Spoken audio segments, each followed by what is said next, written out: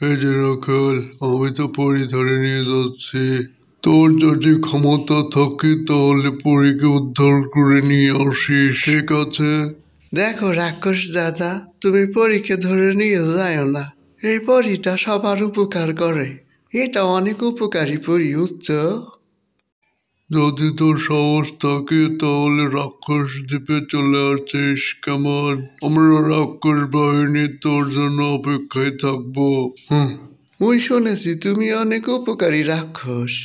এহেন আচরণ করতাছো কেন তুমি রাক্ষস দাদা? মগো এলাকার পরীকে ছাড়ে দাও। এ কি রাক্ষস দাদা, তুমি তো মোদের পরীটাকে নিয়ে যাচ্ছ। আমাদের পরীটাকে তুমি ছেড়ে দাও রাক্ষস দাদা। মুই একা এখন কি করবো ভাবতে পারতেছি না। এ কি ভূত দাদা যে এ সময় আসলো, তো মনে মনে ভাবতেছিলাম ভূত দাদার কথা। আসছে ভালো হয়েছে। কি খবর ভূত দাদা? আমি জানি পরীকে রাক্ষস তুলে নিয়ে গেছে, পরীকে ফিরিয়ে আনতে হবে। আর এই কাজটা রাখাল দাদা তোমাকেই করতে হবে, কেমন? তো ভূত দাদা, তুমি তো আগেই খবর পেয়েছো, তো একটু উপকারী কথা বলো, কিভাবে আমাদের পরীটাকে উদ্ধার করব আমরা ভূত দাদা?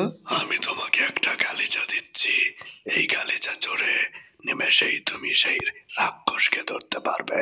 সাথে করে টাইগার মামাকে নিয়ে যাও। ঠিক আছে, মুই যামু।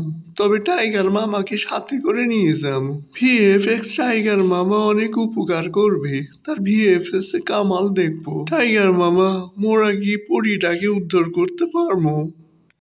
দত্তটার এত বড় সাহস আমাদের এলাকার পরীকে নিয়ে যায়। আজকে ওর একদিন কি আমাদের একদিন। আজকে দৈত্যর বিস্তার নেই। এই যে দৈত্য বেরোইছে, তো এবার দেখবা আমার কামাল। আমার কামাল দেখবা দৈত্য। এই দৈত্য থাম বলছি, ওখানেই থাম। দাঁড়া, তাহলে আমার বিয়ে বেক্সের কামাল দেখ। তোর সিং উড়ে যাবে, উড়ে ওখানেই থাকবে না। পরীকে আমাদের ফিরিয়ে দে বলছি, তাড়াতাড়ি দে। আরে টাইগার মামা না, তুমি আসছো এখন, তো তাহলে তার পরীটাকে আমাকে ছেড়ে দিতেই হবে।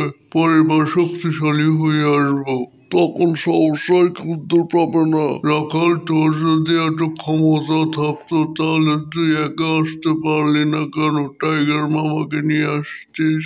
এরপর পরি বলতে থাকে, আমাকে উপকারের জন্য তোমাদের অনেক ধন্যবাদ। এই উপকারের ঋণ আমি কখনো ভুলবো না। পরি দিদি, মোদের তো এটা একটা দায়িত্ব ছিল। তুমি তো মোদের অনেক উপকার করেছো, বিশেষ করে আমার অনেক উপকার করেছো।